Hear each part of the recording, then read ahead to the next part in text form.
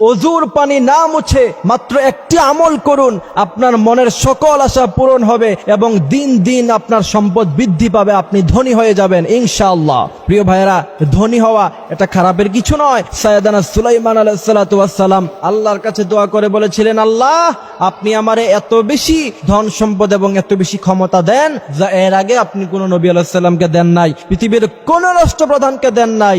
সবার চাইতে সবচেয়ে ক্ষমতাধর প্রেসিডেন্ট আমাকে বানান। আল্লাহ পাক সুলাইমান আলাইহিস সালাতু ওয়াস সালামকে এত বড় প্রেসিডেন্ট বানালেন। তিনার কর্তৃত্ব ছিল জিনদের উপরে, তিনার কর্তৃত্ব ছিল বাতাসের উপরে, সাগরের পানির উপরে, পাহাড় পর্বতমালার উপরে। সুবহানাল্লাহ পড়বেন না?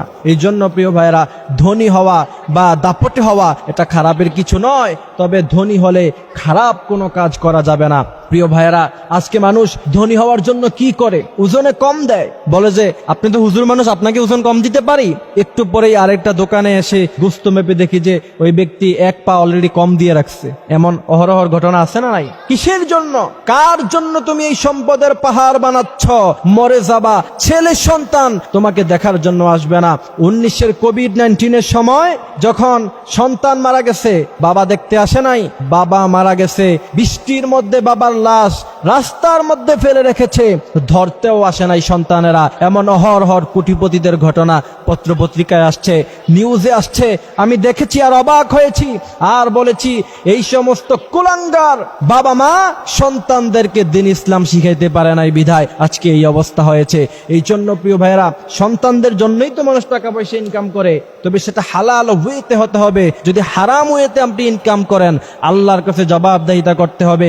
মনে রাখবেন, এই সম্পদের পাহাড় বানিয়ে যাবেন, মৃত্যুর পরে সন্তানেরা এই সম্পদ নিয়ে আমোদ ফুর্তি করবে, আপনার কথা মনেও রাখবে না।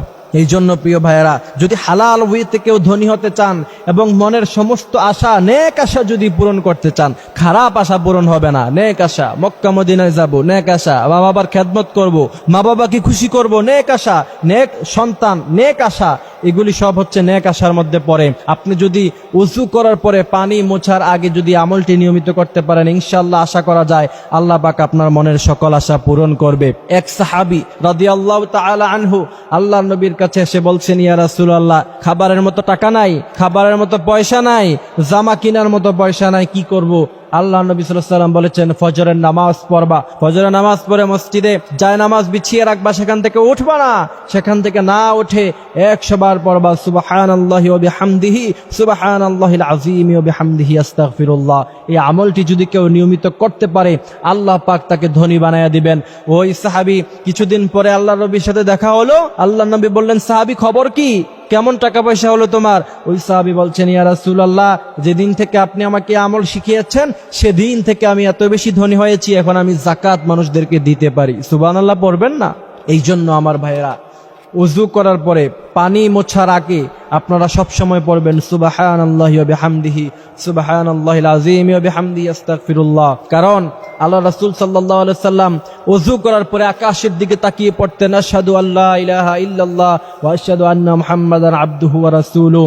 কারণ এই সময়টাতে দোয়া কবুল হয়। আর আপনারা যদি এই সময় আল্লাহর গুণগান গাইতে পারেন, আল্লাহ পাক বলছেন, যে আমার গুণগান গায় আমি তার মনের আশা পূরণ করি এবং তাকে আমি আল্লাহ পাক ধনী বানিয়ে দেই। এই জন্য পানি মোছার আগে ওযু করার পরে পড়বেন সুবহানাল্লাহি ওয়া বিহামদিহি, সুবহানাল্লাহিল আযীম ওয়া বিহামদিহি, আস্তাগফিরুল্লাহ। এই আমলটি আমরা নিজেরা করব এবং অন্যদেরকে করার জন্য আমরা উৎসাহ প্রদান করব। আল্লাহ পাক আমাদেরকে সঠিক ইসলাম বুঝার তৌফিক দান করুক।